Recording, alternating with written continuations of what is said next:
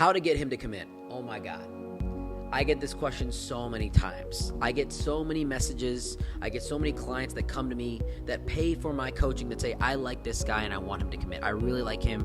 I want to marry him. I want to date him. I want him to be the father of my kids, XYZ. I want him to commit. Sumi, teach me how to get him to commit. Today's episode is going to be all about this. If you guys haven't done so already, hit that bell notification to stay on top of all my new videos. Follow me on all major platforms. If you ever want to work with me one-on-one for one-on-one personalized coaching, click that link in my bio, and we're just going to jump right into this. So, yeah, this is definitely a problem today. I think a lot of guys don't really want to commit to women, and I'll explain a couple reasons why, and then I'm going to get into how we can actually get guys to commit.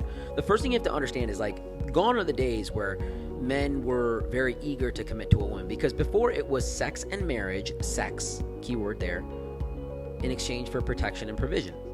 Men wouldn't really have sex with women unless they were dating her or married to her.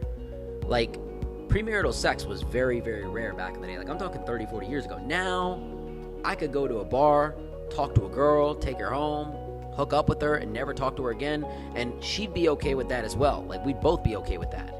That's not necessarily socially taboo. Ghosting people is not good, but a lot of people are okay with, let's just hook up and let's just be physical and yada, yada, yada. And honestly, it's the detriment to women. It's an L to women. Women have really adopted this idea of feminism, and there's this very big stance on, I can do whatever I want with my body. You can't tell me what to do. If I want to go fuck this guy and hook up with him or suck his dick in a parking lot, excuse my vulgarity, I can do that. And what that does is it pulls men away from the idea of commitment in exchange for that sexual aspect. Now, I'm going to be very clear with all the ladies in here. Men care about sex, obviously, right?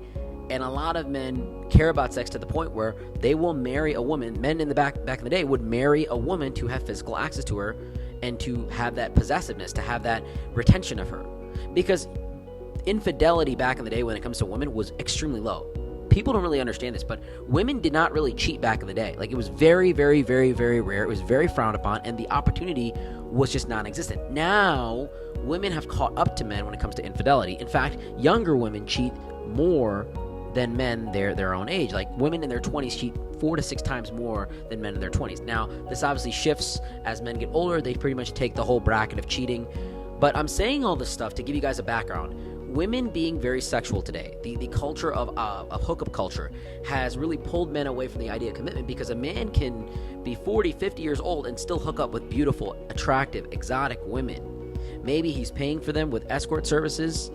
Maybe he's, just dating them and being a sugar daddy. This stuff exists today. Maybe he's got game. Maybe he's got a lot of social media followers. Whatever it might be. Men can get access to women virtually anywhere if they know what they're doing. And women are willing to give it up. And a lot of times, men look at it as, what do I get from a woman when I marry her, when I commit to her? Consistent sex? Yeah. What else do I get? And there's a plethora of answers that women give me. I can cook for him, I can clean for him, I can organize his closet, I can give him fashion advice. Yeah, he can get that from a maid and a stylist and, this, that, and third. Men think like this. I'm not saying it's necessarily correct, but men have this logic okay, if I got a maid, I got a stylist, I got an assistant, why would I need to risk my entire financial stability in marrying a woman and be tied down to one woman sexually for the rest of my life? If I'm successful, if I'm doing well, and I've worked this hard to have this lifestyle, why would I not want to enjoy it and have access to multiple beautiful women? Because men want quantity. So, does this mean that there's no hope for a man committing to you? Absolutely not. That's not what I'm saying here. But I want you to understand that the society we live in and the framework we live in, and yeah, divorce is at an all-time high. Women are cheating a lot more. Men can go have sex with a girl at the bar right down the street. The landscape is very much geared against commitment. A lot of men are finding peace just by being single and hooking up with women and living their own life and not risking their own financial loss with divorce. So, you gotta understand, 80% of all divorces are women. 92% if they're college educated. Men account for about 6%. Men file divorce 6% of the time.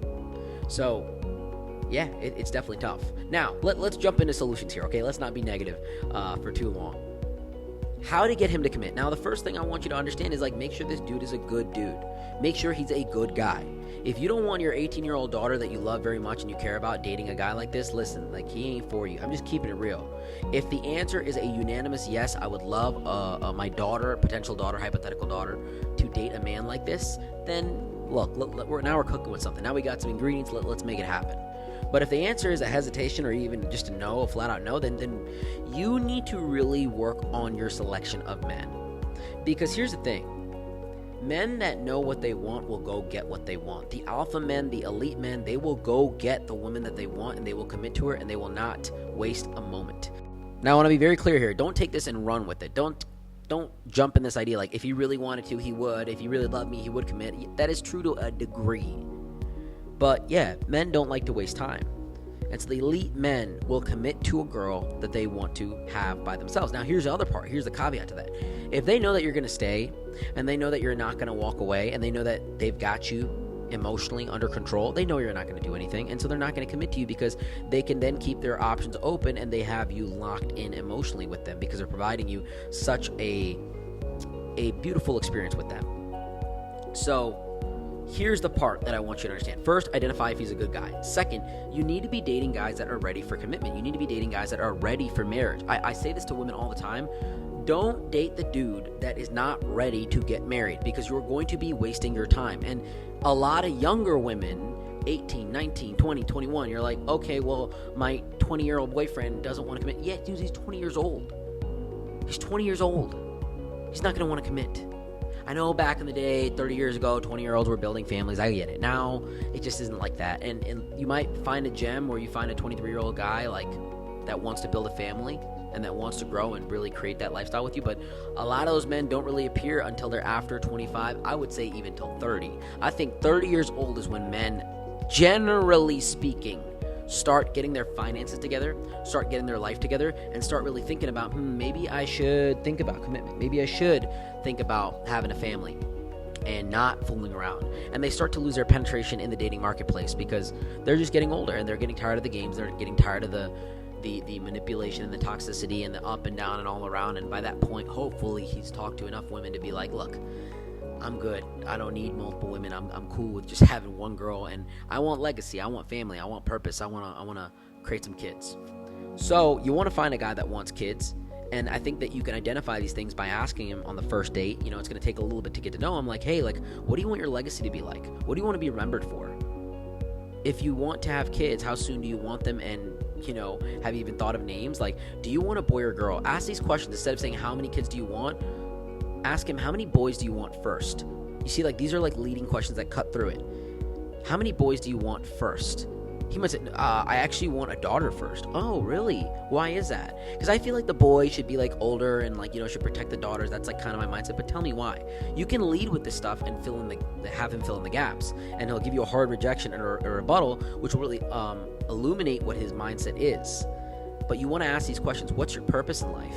Like, what do you think it is? Maybe it's just to enjoy yourself. Have you like ever thought about it? It's a deep question, I know. Forgive me. Preface these questions. Say, hey, this might sound really like deep, and I don't mean to come off weird, but like, I like to ask people, what's your purpose in life? And just wait, see what he says. And if he doesn't have that question like ready, fire it off, ready to go. Like, you asked me this stuff, I got it loaded. I'm ready to go. Because I want kids, I want family, I want legacy. If I meet the right girl tomorrow, I'll marry her, you know? But yeah, like, a lot of guys when they're young, they're like, purpose, like, get lit, like, you know, they might say some stuff like that. But the guy that's really grounded is like, yeah, like, I really just want to spread the word of Christ. I want to, you know, empower more people. I want to make the best airplanes in the world, and that's why I'm an aerospace engineer. Or I want to be the best basketball player. Like, you know, men have these answers loaded up if they're really purposeful. So that's the first part. Now, let's get into the meat and potatoes and the real science to this. Getting a guy to commit is really an exchange of value. It's transactional. You have to proactively make his day better to the point where he can't let go of you. And I'll explain this in a comparison that I've had with an ex-girlfriend of mine. When I dated one of these girls back in the day, I didn't even like her at first. But you know what she did? She came into my house, she cleaned, she cooked, she started walking my dog, you know, and eventually, like 3-4 months in, I'm like, dang, like, this place is messy without her. I got habituated to it. I got used to it. I knew what she was doing. I knew it. But she just she blew me away with her ability to serve me and her ability to care for me. I remember, like, one of the first few times we hung out, she's like, hey, I don't mean to be overbearing and stuff, but I really want to cook for you, and I'll buy everything myself. Like, do you like salmon? Do you like chicken? Do you like steak? Like, what would you rather have? And, like, I'm over here, like, you don't got to pay for anything. Like, that was her trap. She was waiting for me to say that, which is good, right? But she's like, I'll pay for everything. Don't worry. It'll only cost me like a couple $100. Like, it's fine. I really want to do this for you. And, like, she prefaced it, and to the point where I'm like, look, like, I'll pay for it, but, like, you don't have to do this.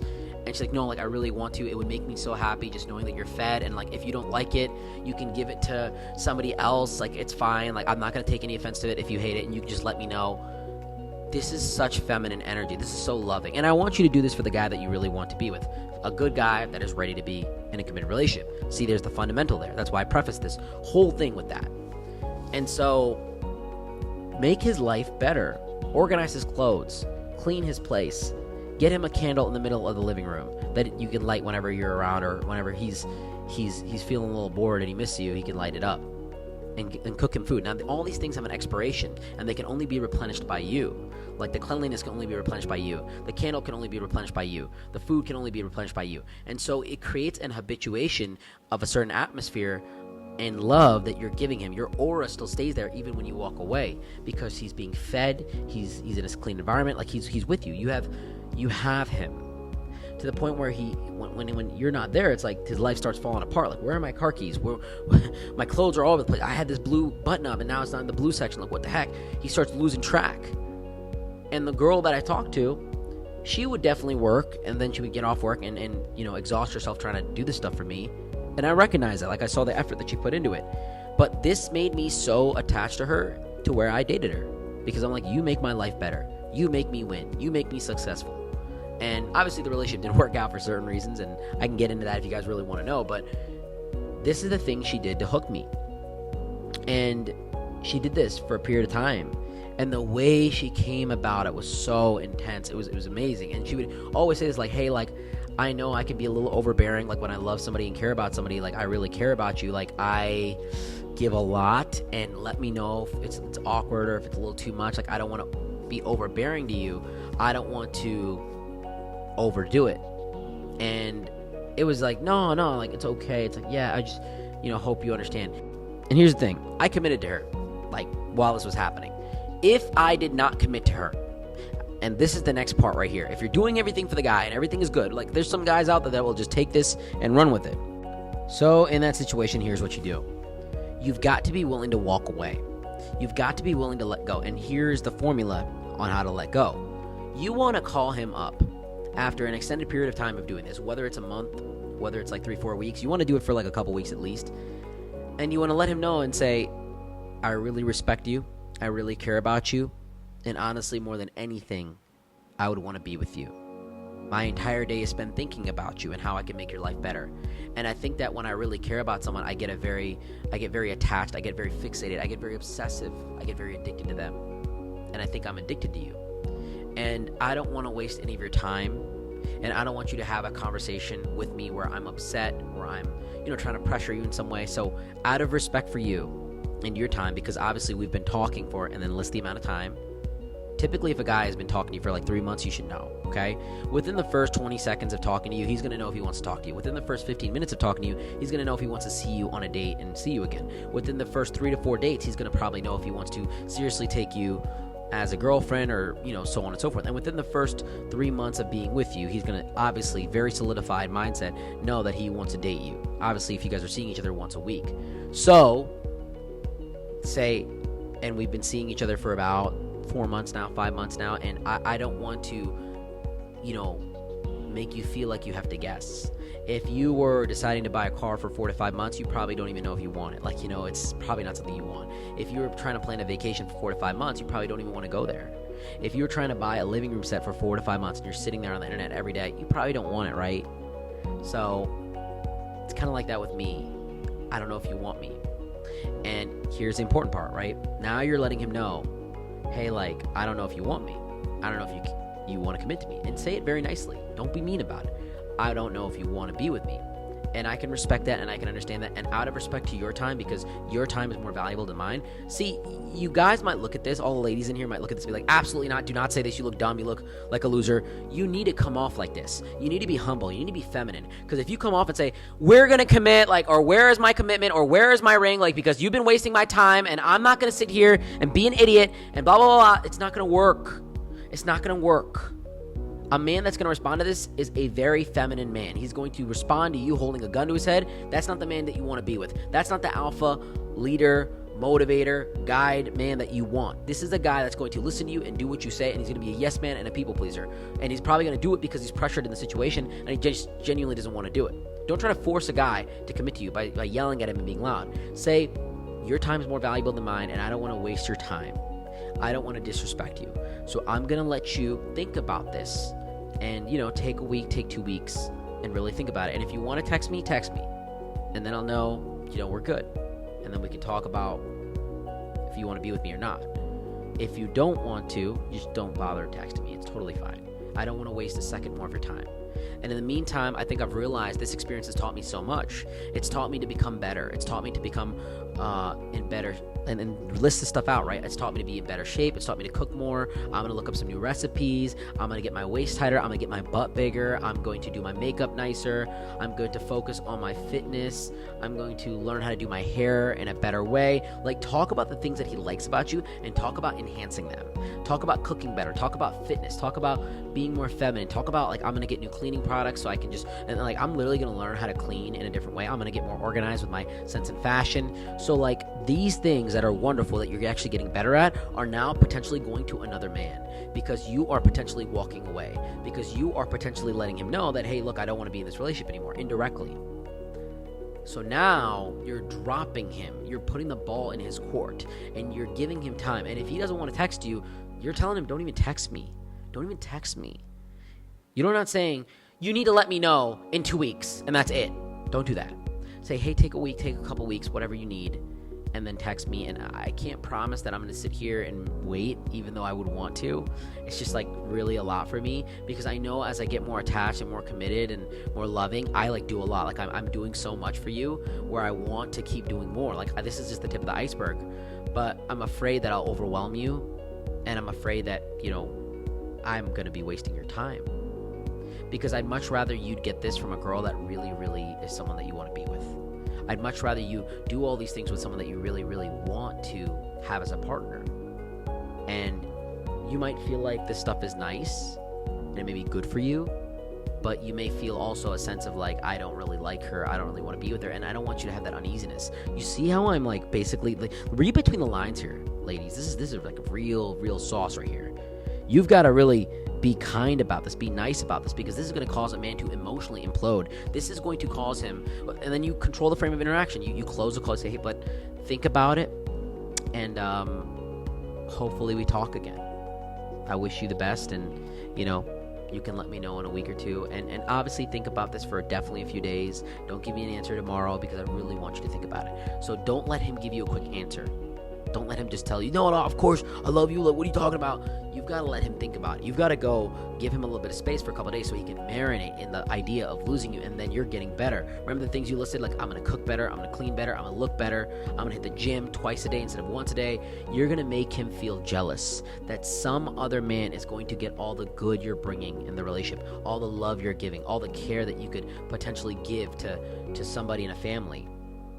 He needs to feel that. He needs to feel that loss. So this is how you get a guy. The first layer, the first step, the step one, numero uno, of how to get a guy to commit to you. Make sure that he's a good guy. Number two, make sure he has a foundation and a mindset to be married. Number three, do things for him. Proactively embed yourself in his life to where you're making his life better. And if you can't do that, if you don't have penetration into his living space, his house, his lifestyle, then listen, the relationship ain't even that serious to begin with. If you guys are just hooking up in public and going on dates and stuff like that, it's not even serious to begin with. And then lay that daggered conversation with him or on him and control the frame of interaction, hang it up, and you got to be prepared to walk away. You want a man to commit to you, you have to be willing to be uncommitted to from that man, because you know your worth and you know your value. So I hope this makes sense. Thank you for everyone that supports my podcast. This one was definitely for the ladies out there. But guys, if If you ever need me, the link is in the bio if you ever want to connect with me. I love you guys so much. Until next time, Sumi out.